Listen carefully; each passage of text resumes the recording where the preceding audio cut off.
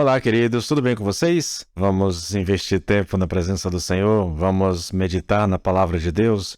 Quero convidar você para meditarmos em Romanos 2, capítulo 2, versículo 2. Bem sabemos que o juízo de Deus é a segunda verdade contra os que praticam tais coisas. Nós temos gasto um bom tempo trabalhando esse texto, meditando nele, extraindo dele algumas verdades importantes. Nós temos falado bastante a respeito de cegueira espiritual. Nós temos olhado para a situação do judeu diante de tudo aquilo que eles estavam vivendo. Nós falamos muito sobre expiação e a gente vem tentando explorar esse texto, querido, de forma que a gente extraia dele verdades que sejam importantes para a nossa vida prática diante do Senhor, tá? Aqui nós estamos falando sobre o juízo de Deus. Esse juízo de Deus, ele é diferente do juízo dos homens, principalmente dos judeus, né? O juízo de Deus é segundo a verdade. Isso significa, querido, que o juízo de Deus é diferente do juízo do homem, que o homem julga pela aparência, mas Deus julga de acordo com a verdade, entende? Então, o juízo de Deus, ele é sempre justo, reto e verdadeiro. O juízo divino, querido, ele acontece de acordo com as obras de cada um. Nós temos trabalhado isso, dito isto, e a grande questão aqui, a razão pela qual nós temos explorado bastante esse texto, é porque nós corremos um risco muito grande por causa da cegueira espiritual de achar que está tudo bem conosco só porque nós professamos algumas verdades bíblicas. E aí nós usamos aqui como imagem para essa realidade que nós estamos tratando os judeus que achavam que estava tudo bem com eles porque eles eram judeus, assim como eles pensavam que os gentios mereciam a ira de Deus porque eles eram gentios. Então, o juízo, de acordo com os judeus, tinha a ver com o fato do local onde a pessoa nasceu. Se ele nasce em Israel, está tudo bem com ele, está tranquilo. Agora, se ele não nasce em Israel, então a situação dele diante de Deus é perigosa. Nós tratamos muito sobre isso, queridos. E nós fizemos uma pergunta aqui, que foi a seguinte: qual a importância de sabermos que o juízo de Deus é sempre de acordo com a verdade? Essa é a questão. E aí nós falamos, olha, a importância tem a ver com a questão de que a falta de compreensão dessa verdade, de que o juízo de Deus é de acordo com a verdade, ela naturalmente nos impedirá de crermos na doutrina da ira de Deus. Nós também dissemos que a falta de compreensão a respeito do juízo de Deus implicará na rejeição da doutrina da justificação pela fé, tornando ela inútil. Também dissemos, querido, que se seguirmos esse caminho, essa compreensão equivocada, nós nunca compreenderemos de fato a doutrina da expiação. E aí, eu fiz uma pergunta aqui, né? Qual a relação entre o juízo de Deus e as doutrinas da ira de Deus, da justificação pela fé e da expiação? Nós gastamos bastante tempo falando sobre isso. Veja, a pergunta primeira é a seguinte, né? Qual a importância de sabermos que o juízo de Deus é sempre de acordo com a verdade? Nós demos 3 respostas. Na terceira resposta, nós falamos sobre a expiação, aí nós gastamos um bom tempo tratando da expiação. Tá tudo isso em vídeos aí, tá bom? Se eu não me engano, são 3 vídeos falando a respeito da expiação. É um tema lindo, é um tema tremendo, glorioso, que eu sugiro a você que ainda não viu ainda, que veja esses vídeos, porque eles são realmente muito importantes, tá bom? Aí, querido, depois que nós sabemos da relação entre o juízo de Deus e essas doutrinas da ira de Deus, da justificação e da expiação, a gente vai voltar para a quarta resposta da primeira pergunta, que é a seguinte: olha só, a falta de compreensão dessa verdade poderá nos levar ao antinomismo. Isso aqui é algo que a gente precisa compreender. E eu vou tentar explicar isso aqui para vocês em poucas palavras, mas eu vou tentar dar uma resposta a vocês com relação a essa questão, tá bom? Primeiro, a palavra antinomianismo, tá? Antinomismo, são os 2 nomes que a gente chama, né? Antinomismo e antinomianismo. Antinomianismo é um termo cunhado por Lutero. A palavra anti, no grego, significa contra, e nomos significa lei.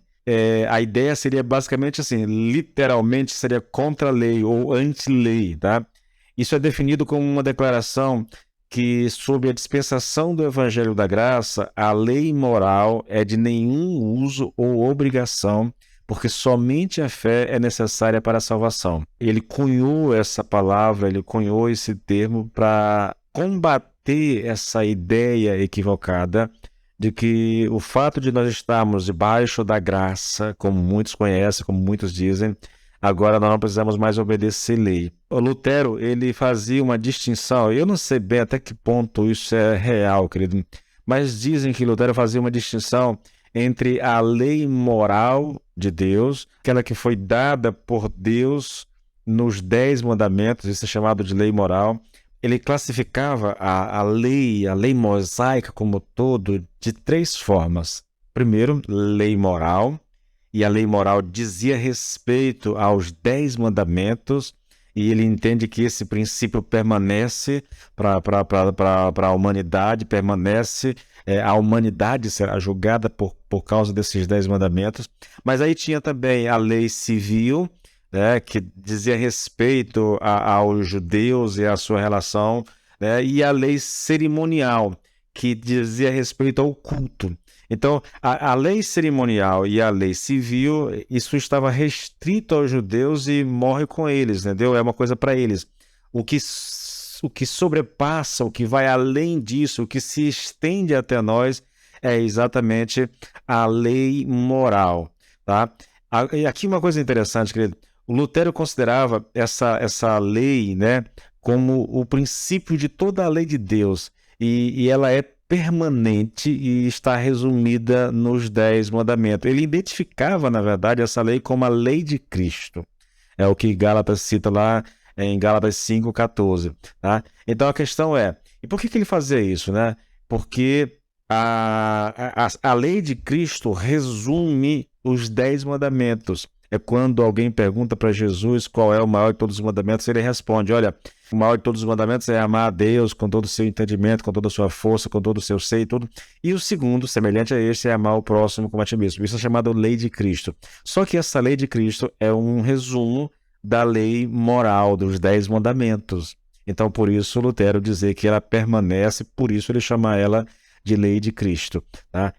A questão é, querido, nós precisamos ter consciência de que essa lei permanece. Eu realmente acredito que Deus julgará a humanidade baseado nos 10 mandamentos, nessa lei moral de Deus. A questão é como é que nós lidamos com ela, como é que nós nos relacionamos com ela, porque havia pessoas chamadas de antinomianistas ou antinomistas que acreditavam, querido, que nós não temos mais a obrigação de obedecer às leis morais de Deus, entende? Porque Jesus nos libertou dela. Eles dizem que a graça não só liberta da maldição da lei, mas também nos liberta da obrigação de obedecê-la. A graça se tornaria aí uma espécie de licença para a desobediência. Então, para sintetizar aqui, o antinomismo significa confiar no fato de que você pode fazer algumas declarações e separar essas declarações da sua vida. É a tendência de dizer assim, olha, eu sei que eu sou salvo, então já que eu sou salvo, não importa como eu vivo. Eu sei que isso não é tão comum hoje, tá? Mas, embora eu conheça pessoas que pensam dessa forma, acreditam dessa forma, não sei baseado em que, mas acreditam dessa forma. Eu acho isso puro absurdo, pura loucura. Por quê? Porque todo ser humano um dia terá de prestar contas diante de Deus, e Deus terá uma régua pela qual ele julgará a humanidade. E eu creio que essa régua é exatamente os 10 mandamentos. E aí eu pergunto para você, como é que está a sua vida em relação aos 10 mandamentos? Você conhece os 10 mandamentos? Sabe quais são? Eu quero deixar essa reflexão com você, tá, queridos?